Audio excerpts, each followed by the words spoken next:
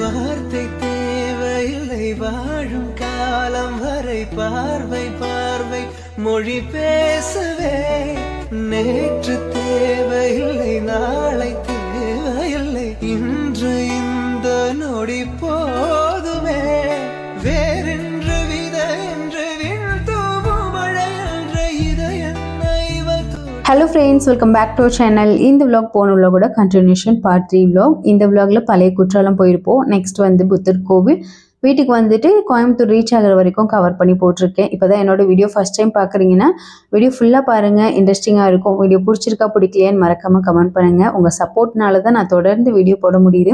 இன்ன வரைக்கும் என்னோட வீடியோ பார்த்து சப்போர்ட் பண்ணி சப்ஸ்கிரைப் பண்ண அனைத்து உள்ளவங்களுக்கும் ரொம்ப நன்றி. இதே லெவன் சப்போர்ட் எனக்கு எப்பொழுதுமே இருக்கணும். இப்போ வாங்க வீடியோக்குள்ளே போகலாம். ஐந்தருவியில் குளிச்சுட்டு நெக்ஸ்ட் வந்து பழைய குற்றாலம் தான் போயிட்டுருக்கோம். என்ட்ரன்ஸ் தாண்டின உடனே அந்த சைடு கிடைக்கிற சீசனல் ஃப்ரூட்ஸ் எல்லாமே வித்துட்டு இருந்தாங்க. நொங்கு, அன்னாசி பழம், பலாப்பழம், மாங்காய், இது எல்லாமே. நாங்கள் வந்து நொங்கு தான் ட்ரை பண்ணியிருந்தோம். இதோட ப்ரைஸ் பார்த்தீங்கன்னா 50 ரூபா. நல்லா ஓலையில் வச்சு கொடுத்துருந்தாங்க. இதில் ரெண்டு நொங்கு மட்டும் இந்த பிங்க் கலரில் இருந்துச்சு. எனக்கு ரொம்பவே பிடிச்சிருச்சு. எனக்கு ஃபுல்லாகவே வந்து பிங்க் கலர் நொங்கு தான் வேணும் அப்படின்ட்டா ஒரு வாங்கினதை திருப்பி ரிட்டர்ன் கொடுத்துட்டு அதுக்கு பதிலாக வந்து நல்லா பிங்க் கலர் நொங்காக வாங்கி சாப்பிட்ருந்தோம். டேஸ்ட் வந்து சூப்பராக இருந்துச்சு. அந்த ஒயிட் கலர் நொங்குக்கும் பிங்க் கலர் நொங்குக்கும் ஓரளவு வந்து டிஃப்ரென்ஸ் இருந்துச்சு. ஆனால் நல்லா இருந்துச்சு. சாப்பிட்டுட்டு ரிட்டர்ன் வந்து கிளம்பிட்டோம். இங்கேருந்து 2 கிலோமீட்டர்ஸ் தான் இருக்குன்னு சொல்லியிருந்தாங்க. போகிறதுக்கான வியூலாம் பார்த்தீங்கன்னா அவ்வளோ சூப்பராக இருந்துச்சு. வீடியோவில் எந்த அளவுக்கு தெரியுதுன்னு தெரியல, பட் ரியலாக பார்க்கும்போது அவ்வளோ சூப்பராக இருந்துச்சு. பழைய குற்றாலத்தோட வியூ இப்படி தான் இருந்துச்சு. 1 கிலோமீட்டர் டிஸ்டன்ஸ்லேயே வந்துட்டு ஒரு செக் போஸ்ட் வருது. அங்கே வந்து பைக் பார்க் பண்ணிவிட்டு உள்ளே வந்துட்டு வெஹிக்கிள் எதுவுமே அலோட் கிடையாதுன்னு சொல்லிட்டாங்க. சரி, ஒரு ஓரமாக வந்துட்டு பார்க் பண்ணிவிட்டு நடந்து தான் போயிருந்தோம். பைக்கில் போனால் கூட இந்த எக்ஸ்பீரியன்ஸ் வந்து கிடச்சிருக்குமான்னு தெரியல, பட் நடந்து போகும்போது அவ்வளோ சூப்பராக இருந்துச்சு. மெயின் ஃபால்ஸாக இருக்கட்டும், ஐந்தருவியாக இருக்கட்டும், போகிறதுக்கு ஒரு 500 மீட்டர் டிஸ்டன்ஸ்லேயே நல்ல மலை, சாரல் இதெல்லாம் இருந்துச்சு. ஆனால் இந்த ஃபால்ஸ் போகும்போது எதுவுமே இல்லை, வெயில் இல்லாமல் நடந்து போயிருந்தோம்.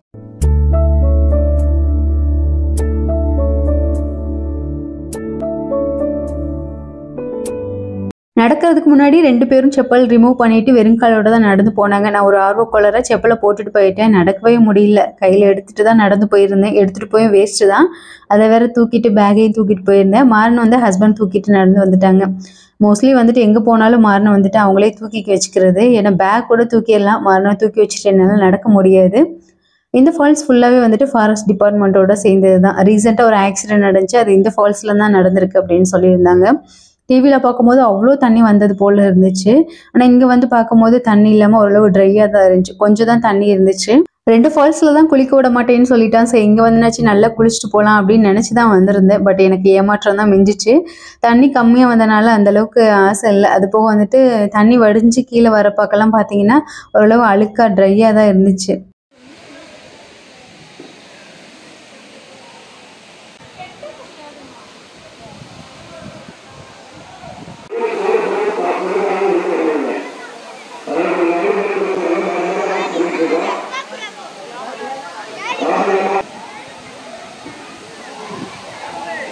அங்கே 5 மினிட்ஸ் கூட இருந்திருக்க மாட்டோம். ஃபோட்டோ வீடியோ மட்டும் எடுத்துகிட்டு ரிட்டர்ன் கிளம்பிட்டோம். வர வழியிலே நல்லா நிழலாக இருந்துச்சு. கொஞ்சம் நேரம் உட்காந்துட்டு டைம் ஸ்பெண்ட் பண்ணிட்டு போகலாம் அப்படின்ட்டு ஒரு கல் மேலே உட்காந்துருந்தோம். தண்ணியை தவிர மீது எல்லா இடத்துலையும் மாறன் ரொம்ப ஹாப்பியாக என்ஜாய் பண்ணிட்டு இருந்தான். அவங்க அப்பா உப்பு மூட்டை தூக்க சொல்லியிருந்தேன். அப்படியே தூக்கிட்டு ரிட்டர்ன் வந்துட்டோம். நெக்ஸ்ட் வந்துட்டு புத்தர் கோவில் போகலான்னு தான் பிளான் பண்ணியிருந்தோம். இதான் நான் ஃபர்ஸ்ட் டைம் போகிறேன். இதுக்கு முன்னாடி ஹஸ்பண்ட் சின்ன வயசில் போயிருக்கேன்னு சொல்லியிருந்தாங்க. அது ஒரு மலைக்குள்ளே குடஞ்சி அந்த கோவில் வந்து புத்தர் கோவில் ரெடி பண்ணியிருக்காங்க அப்படின்னு சொல்லியிருந்தாங்க. நானும் ஒரு எக்ஸைட்மெண்ட்டில் சரி அப்படியா சரி போகலாம் அப்படின்ட்டு நானும் மனசில் வந்துட்டு இப்படி இருக்கும் அப்படி இருக்குன்ட்டு இமேஜின் பண்ணிகிட்டே போயிருந்தேன். மாறன் நல்லா தூங்கிட்டான், பைக்லேயே தூங்கிட்டான். போகிற வழியிலே கரும்பு ஜூஸ் கடை, மதியம் யாருமே சாப்பிடல. கொஞ்சம் கரும்பு ஜூஸ் குடித்தா கொஞ்சம் நல்லா இருக்க மாதிரி இருக்கும் அப்படின்ட்டு அந்த கடையில் ஸ்டாப் பண்ணிவிட்டு குடிச்சிருந்தோம். உண்மையை சொல்லணும்னா சூப்பராக இருந்துச்சுங்க. இது எந்த ஏரியான்னு தெரியல கரெக்டாக எனக்கு. அவ்வளோ சூப்பராக வந்து போட்டு கொடுத்துருந்தாங்க. கோயம்புத்தூரில் குடிச்சிருக்கேன், அந்தளவுக்கு இந்த டேஸ்ட் இருக்காது. இது அவ்வளோ சூப்பராக இருந்துச்சு. லெமனு, அது போக இந்த இஞ்சி, புதினா, கரும்போட வந்து ஸ்வீட் வந்துட்டு அதிகமாக இருந்துச்சு. நல்லா இருந்துச்சு. மாறனுக்குமே ரொம்ப பிடிச்சிருந்துச்சி. அவன் எப்படி இருந்தாலும் கரும்பு ஜூஸ் பார்த்தா எந்திரிச்சிடுவா அப்படின்னு நினச்சேன். அதே போல் வந்து எந்திரிச்சிட்டு 3 பேரும் வந்துட்டு ஒரு கரும்பு ஜூஸ் வாங்கி குடிச்சிட்டு கிளம்பிட்டோம். இந்த புத்தர் கோவில் வந்து சங்கரன் கோவில் வந்து ஒரு 2 கிலோமீட்டர்ஸ் தூரத்தில் தான் இருக்குது. அங்கே நியர்பையில் இருக்கவங்களுக்கு தெரியுமான்னு தெரியல இப்படி ஒரு கோவில் இருக்குன்னு. இப்போ போகிறோம். இப்போ எந்த அளவுக்கு வந்துட்டு மாறி இருக்குன்னு தெரியல. ஆனால் போகிற வழியிலேயே அவங்களுக்குமே ஒரு டவுட்டில் தான் போயிருந்தோம். நான் பார்க்கும்போது இப்படி இல்லையே, இப்போ இப்படி இருக்குது அப்படின்ட்டு. அப்புறம் பக்கத்தில் இருக்கவங்கள்ட்ட எல்லாம் கேட்கும்போது இதுதான்ப்பா அப்படின்னு சொல்லவும் போயிருந்தோம். அங்கே போகும்போது டைம் வந்து ஒரு 1 o'clock கிட்ட இருக்கும். இந்த கோவில் நல்லா ட்ரையான காட்டுக்குள்ளே வந்து கன்ஸ்ட்ரக்ட் பண்ணிட்டு இருக்காங்க. முன்னாடி வந்து இப்படி இல்லை அப்படின்னு சொல்லியிருந்தாங்க. சும்மா வந்து சின்ன கோவிலாக தான் இருந்துச்சு. ஒரு குகையை வந்து குடஞ்சி வச்சு அதுக்குள்ளே வந்து புத்தர் சிலை வச்சுருந்தா எப்படி இருக்கும் அது போல தான் இருந்துச்சு. இப்போ வந்துட்டு ஒரு 120 அடியில் வந்துட்டு இந்த கோவில் வந்து கன்ஸ்ட்ரக்ட் பண்ணிட்டு இருக்காங்க அப்படின்ட்டு. அப்புறம் உள்ளே போனதுக்கப்புறம் ஆட்களும் யாருமே இல்லை. அந்த ஒர்க் பண்ணுறவங்க மட்டும்தான் இருந்திருந்தாங்க. அப்புறம் 2-3 பேர் வந்துட்டு சுற்றி பார்க்குறதுக்காண்டி வந்திருந்தாங்க. நாங்களும் சரி இதுக்காண்டி வழி எதுவும் இருக்கா அப்படின்ட்டு அப்படியே சுற்றி முற்றி பார்க்குறோம். அதுக்குள்ளே போகிறதுக்கான வழி எதுவும் இல்லை. அப்புறம் ஃப்ரண்ட்டில் தான் இருந்துச்சு. ஒர்க் போயிட்டுருக்கனால யாரையும் அலோவ் பண்ண மாட்டாங்க அப்படின்ட்டாங்க. சரி அப்படின்ட்டு அப்படியே சுற்றி முற்றி பார்த்துருந்தோம். வெயிலுமே வந்துட்டு அடிக்க ஆரம்பிச்சிருச்சு. நல்லா வெட்ட வெளியே இருந்துச்சு. அப்புறம் ரிட்டர்ன் வந்துட்டு திரும்பி முன்னாடியே வந்துட்டோம். அது பக்கத்துலேயே வந்துட்டு தியானம் பண்ணுறதுக்கான ஒரு மடம் மாதிரி இருந்துச்சு. டைமிங்கும் போட்டிருந்தாங்க. காலையில் 4 to காலையில் 6 மணி வரைக்கும். ஈவினிங் பார்த்தீங்கன்னா அதே 4 to 6 மணி. இந்த டைமில் வந்தால் மட்டும் அங்கே வந்துட்டு உள்ளே அலோவ் பண்ணிவிட்டு தியானம் பண்ணிட்டு போகலாம் அப்படின்னு சொல்லிட்டு போகிறதுக்கு முன்னாடி பார்த்தீங்கன்னா ஒரு நல்ல பெரிய கல். அதில் வந்து சைனீஸ் மொழியில் வந்துட்டு எழுதியிருந்தாங்க. நம்மளுக்கு என்ன சைனீஸாக தெரியும், சும்மா பார்த்துருந்தோம். ஃப்ரண்ட் சைடுமா இருக்கட்டும் பேக் சைடாக இருக்கட்டும் 2 சைடுமே வந்துட்டு எழுதியிருந்தாங்க அவங்க லாங்குவேஜில். இந்த மடத்தில் தான் தியானம் பண்ணுவாங்களா. நாங்கள் போன நேரம் யாரையுமே பார்க்க முடியல. அவங்க வந்து ஆரஞ்சு கலரில் வந்து மேலே வந்து சால்வை மாதிரி போத்திட்டு ஃபுல்லாகவே வந்துட்டு ஆரஞ்சு கலர் உடையில தான் இருப்பாங்க. பக்கத்துலேயே அவங்களுக்கு ஸ்டே பண்ணுறதுக்கு இடம்லாம் கொடுத்துருக்காங்க. பட் வந்து ஒருத்தவங்கள கூட நாங்கள் பார்க்க முடியல. சரி யாராவது பார்க்கலாம் அப்படின்ட்டு நான் பார்க்க முடியல. அது முன்னாடியே வந்துட்டு அந்த கதவு பக்கத்துலேயே வந்துட்டு அந்த மடத்துக்கான ஹிஸ்ட்ரி ஃபுல்லாகவே இருந்துச்சு.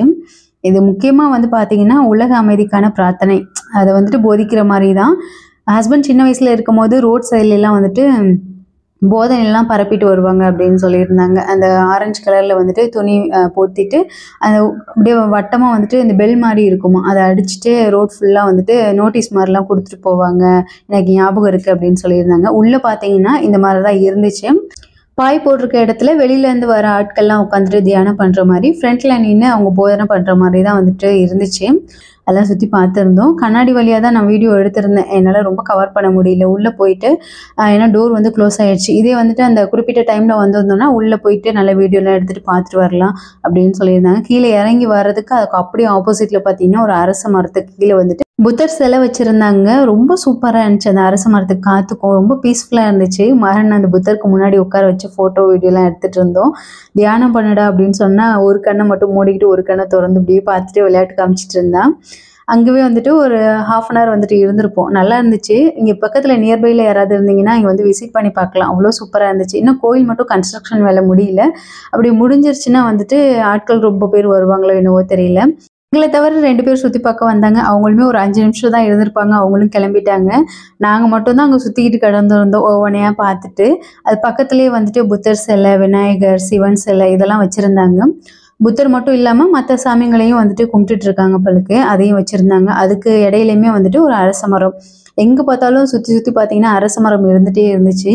அதெல்லாம் ஃபுல்லாக வந்துட்டு சுற்றி பார்த்துட்டு அங்கேருந்து வந்துட்டு கிளம்பியாச்சு. அரச மரக்காத்துனா அரச மரக்காத்து தான். சூப்பராக இருக்குது.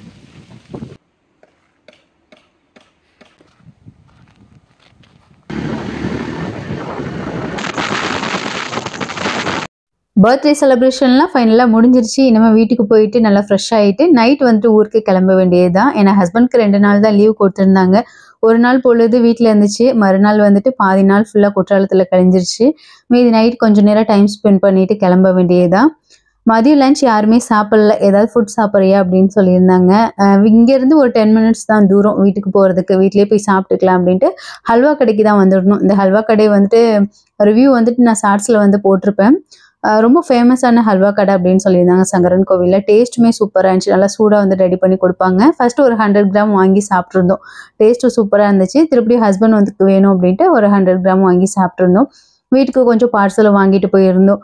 அப்போ தான் வந்து சூடாக வந்து கொட்டுறாங்க. கொஞ்ச நேரத்துலேயே காலி ஆயிடுச்சு. கூட்டமும் வந்துட்டே தான் இருந்துச்சு. செத்த நேரத்துலேயே காலி ஆயிடுச்சு. பக்கத்தில் இருந்தாங்கன்னா கொஞ்சம் சூடு குறையாமல் வந்து வீட்டில் போய் சாப்பிட்லாம். ரொம்ப லாங்காக எடுத்துகிட்டு போகணுன்னா இந்த நெய்யெல்லாம் வந்துட்டு உருகி நல்ல ஒயிட் கலர் ஆகிடும். திருப்பி லைட்டாக ஹீட் பண்ணி சாப்பிட்டோன்னா டேஸ்ட் வந்து சூப்பராக இருக்கும். வீட்டுக்கு வந்து ரெஃப்ரெஷ் ஆகிட்டு நல்லா திருப்தியாக சாப்பிட்ருந்தோம். அன்றைக்கி வந்து வீட்டில் வந்து கோழி அடித்து குழம்புலாம் வச்சுருந்தாங்க. எப்போ ஊருக்கு போனாலும் வீட்டில் இருக்க கோழி ஏதாவது அடித்து குழம்பு வைப்பாங்க. அம்மா சூப்பராக பண்ணியிருந்தாங்க. சாப்பிட்டுட்டு குட்டீஸ் 2 பேர்த்தையும் ஈவினிங் போல் குதிரை வண்டி வச்சு இப்படியே விளையாட்டு காமிச்சிட்டு இருந்தேன். வேறு விளையாட்டே இல்லை. இந்த குதிரை வண்டி இருந்தால் போதும் 2 பேர்த்துக்கும் மாற்றி மாற்றி அதில் வச்சு விளையாண்டுட்டு இருப்பாங்க. அன்னைக்கு நைட் 9:30க்கு பஸ் வீட்லயே டின்னர்லாம் முடிச்சுட்டு எல்லாத்துக்கும் பாய் சொல்லிட்டு கிளம்பியாச்சு. ஸ்ட்ரெயிட்டாகவே புக் பண்ணிட்டாங்க சங்கரன் கோயில் டு கோயம்புத்தூர். எப்பொழுதும் இது போலவே போய்க்கிறது. காலையில் வந்து ஹஸ்பண்ட் டியூட்டி போகிறனால கொஞ்சம் ரெஸ்ட் எடுத்து போனோன்னா அவங்களுக்கு கொஞ்சம் நல்லா இருக்கும் அப்படின்ட்டு கிளம்பியாச்சு. அது போலவே பக்கத்தில் பானிபூரி கடையை பார்த்தோன்னா மனக்கு டெம்ட் ஆயிடுச்சு. மசாலா ரசம் எதுவும் இல்லாமல் பூரி மட்டும் வாங்கி கொடுத்துருந்தோம். சாப்பிட்ட கொஞ்ச நேரத்துலேயே பஸ்ஸும் வந்துருச்சு. பஸ் ஏறுற வரைக்கும் அமைதியாக இருந்ததுதான். பஸ் ஏறினதுக்கப்புறம் தாத்தாச்சி எங்கம்மா அப்படின்னு கேட்க ஆரம்பிச்சு ஒரே அழுக. அவங்களுக்கு ஃபோன் பண்ணி கொடுத்ததுக்கப்புறம் தான் கொஞ்சம் நேரம் அமைதியாக இருந்ததுதான்.